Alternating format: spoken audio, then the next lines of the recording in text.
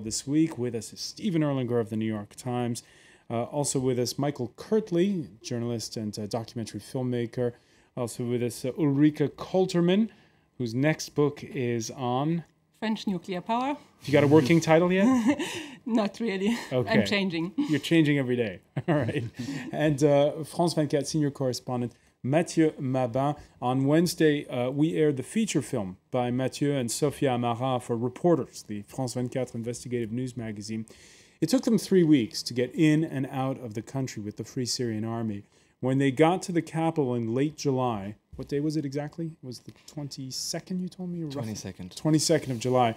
They were surprised to discover that already the Battle of Damascus had genuinely begun. Damascus. At first sight, the city looks calm, but all night long, small units of rebels have been sneaking in, infiltrating different districts, using passageways, even the sewers. By morning, some 300 Free Syrian Army fighters have entered the district of Tadamoun. The rebels have staked out their battleground. They say they're waiting for an attack by the army. It fell there, come. There's an injured man, go on.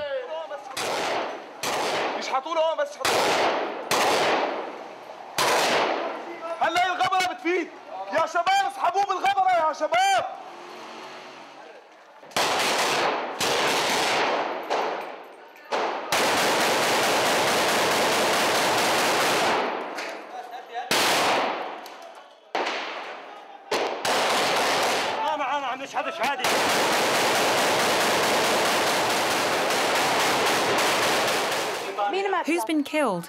2 children, my mother, my father and my aunt, all in the same house. The house was bombed. How old were your children? They were twins, 3 years old. And that's an edited version of the full report, which you can see on the France 24 website. Mathieu Mabin, you were mentioning in part one of The World This Week how Syria is not Libya. You covered the conflict in Libya. And here what we see is determined fighters, even though they don't have that air superiority that the regime has, they knew what they were doing. Yes, absolutely. You've heard this man who was telling face to our camera that he's lost his family. Every time the rebellion faces the regime and the Syrian army, the regular Syrian army, this army must fight back and send bombs and shell the cities and kill people. And that makes the Free Syrian Army popular. Every time some civilians die, some men reach the rebellion and are ready to face Bashar al-Assad. This man was not particularly sympathetic to the revolution probably a week ago, but after he's lost everything, what can he do? He would give his life really, really easily to kill Bashar al-Assad himself. What's interesting is there's determination on both sides. Yes, it is very difficult for me to talk about the determination on the other side because I didn't see them. There is an interesting point we didn't really put in the report, but lightly put in the report. You know, the war is not as simple as we show it. It's always much more complicated. When we entered Syria, we entered a small city called Zabadani under the shelling. 2 units of the regular army was in charge of this area, one Alawi and one Sunni. And we realized that at the end of the shelling, there was a fight between those 2 parts of the regular army because the Sunni just wanted the shelling to stop because some men of this unit were just from the city, from Zabadani. We were very surprised. We've never heard about such a situation.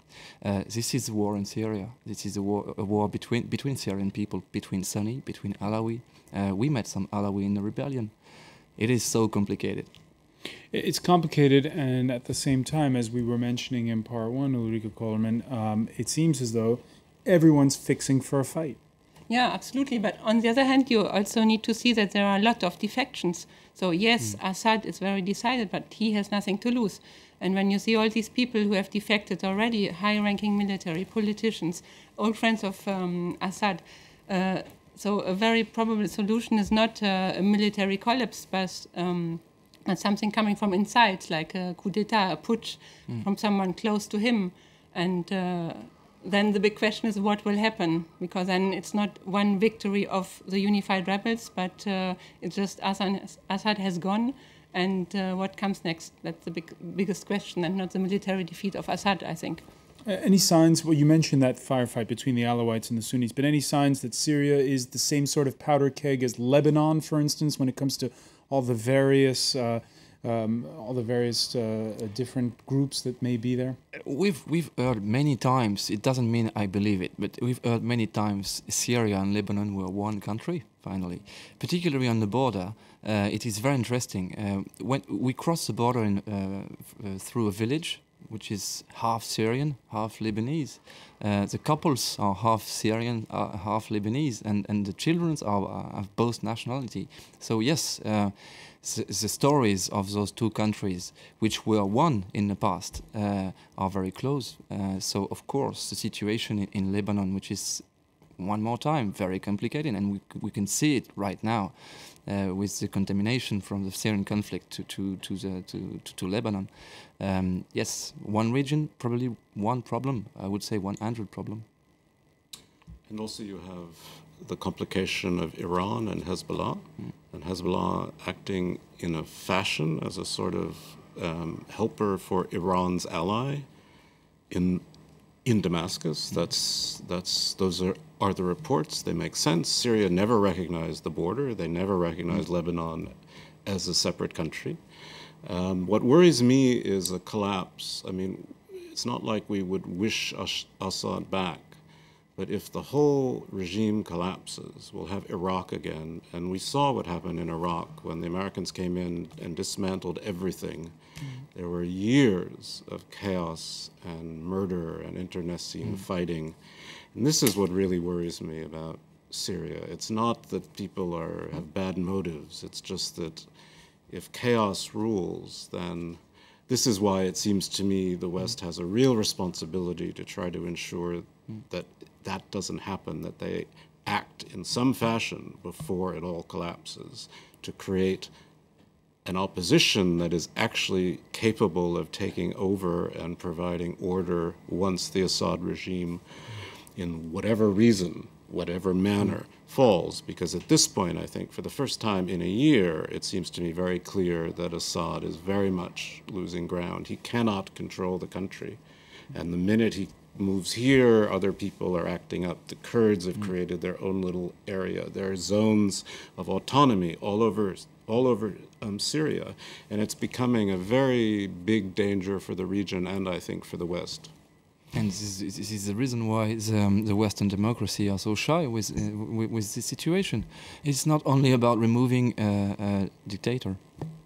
I think the Kurdish question is underestimated because this comes very close to Europe, because when the Kurdish are getting more and more autonomous in Syria, then Turkey gets nervous, and so it doesn't only spill over into Lebanon and maybe Israel or Iran and Hezbollah, but there's also a problem on the other side. So.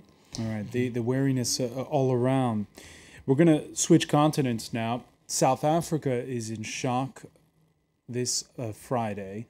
The songs of mourning and protest of another era, it seems, after the killing of at least 34 picketers at the Lonmin Platinum Mine in Marikana in the north of the country.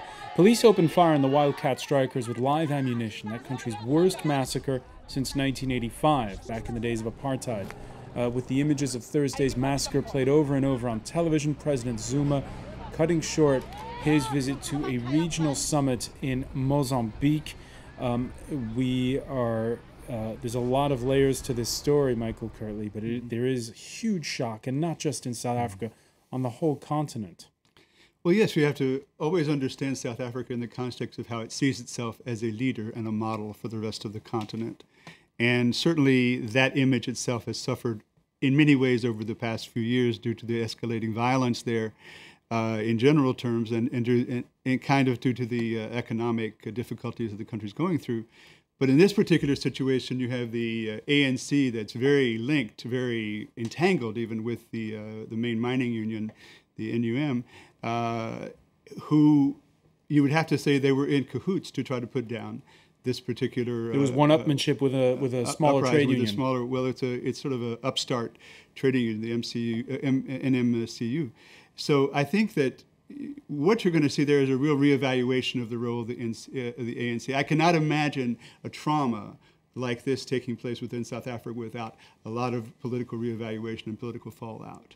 In the past, Ulrika Kohlerman, we've talked about how the grace period for Jacob Zuma may be over, but he seems each time to have weathered the storm. In this particular case, there's going to be a lot of soul searching. I want you to react to the front page of the Sowetan this Friday, a graphic photo spread with of the killing, with an editorial in which it's written that we are trying to expose the full extent of the tragedy, with the hope that it will arouse enough outrage to stop such mayhem by publishing an image of this nature on the front page. But we wonder whether there isn't a numbness that comes with the death of an African.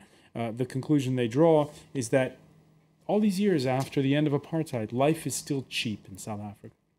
Yeah, and one thing is interesting about Zuma, he didn't say anything about the reaction of the police. He didn't judge. And I think many people expected something from him. And the bad thing is that all these images, they are a reminder of the apartheid. Police on one side, civilians on the other side. These images will have their effect on the people's mind, even though the issue is different. It's not an apartheid issue anymore, but it's just the same situation and lots of people killed.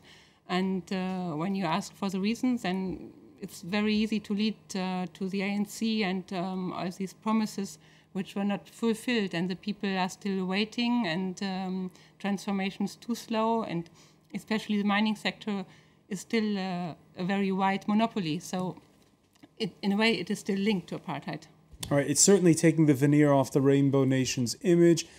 For Kudzai from Bulawayo, Zimbabwe, on the France 24 World This Week Facebook page, he says, it shows the story of African leaders willing to suppress in exchange for foreign direct investment or cash money. We shouldn't be fooled by this growth of Africa's GDP by exporting minerals, Stephen Erlinger. Well, I have to say, all I could think of was Sharpeville. I think that was 1960. That was a long time ago. But I mean, that was a very important part of revolutionizing the country. And I think it's a shock for the country. It's a shock for the police. One hopes it will produce a degree of change. I mean, South Africa is, it's a marvelous example if it works. I mean, and it's a very rich country. Why shouldn't it take advantage of the wealth in the ground? The question is, how is that wealth used? Is it spread properly? Is it honest? Is it transparent? Are the police following the law? I mean, these are questions. Just to hammer home that point here, yes. They're striking because they earn the equivalent of 400 euros a month, and they work underground in temperatures that can reach 60 degrees Celsius at times. Yeah, I mean, mines are horrible. Ask a lot of Chinese miners and Polish miners. I mean, mines are really bad. Or Kentuckians, West Virginians. But, the fact of the matter is, I think it's better than it used to be. I mean, it's got to be seen, again, as a sort of transition, and one hopes a shock like this is an impetus for improvement, that's all. And keep in mind also that 400 euros you're talking about is the same salary they've had for the last 20 years. All right, meanwhile, we're going to just talk about what's going on in the UK capital, where a stakeout continues. Police posted outside the Ecuadorian embassy in London's posh Knightsbridge district, a handful of protesters there too to defend WikiLeaks founder Julian Assange.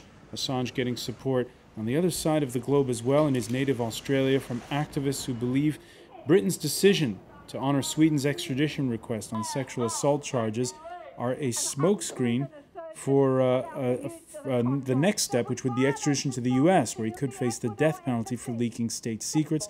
Ecuador's decision to offer asylum to Assange, enough to trigger an emergency meeting of the Organization of American States, where a majority of nations backed Rafael Correa's decision. Correa, who, by the way, on Twitter, the Ecuadorian president, who tweeted, "Nothing will scare us," on his Twitter page, and it's interesting how suddenly Ulrike Kohlmeier, that Ecuador is suddenly a major player in this story. It's so ironic that Assange turns himself to a country which has not really a great record on press freedom. So I think it's a very weird combination to have Ecuador in this game now, and it looks to me very lot as if Assange really likes to present himself as a victim and wants to continue the story, and he could just go back to Sweden, and he's not even charged, and the US haven't even said that they really want to get him extradited, and Sweden wouldn't really do it because there are European laws. They wouldn't let him do it if he's really facing death penalty. So there's not really a reason why he shouldn't just go back. And Korea's remarks, by the way, sparking a long-distance Twitter battle with the Swedish foreign minister, Carl Bildt, who says Ecuador seems to be in the news these days, and he offers a handy link to Freedom House's report on Ecuador's crackdown on the press. Of course, in the middle of all of this, Mathieu Mabin, are the British, obviously. What are they going to do about all this? I do remember. Assange was speaking in the Frontline Club in London, and I do remember the British were quite divided about the fact that he was revealing some very secret information. There was this fight between those people who were supporting the freedom of speech and also the one who say that all the secrets are not good to reveal, and some secret must be kept in diplomacy or intelligence, and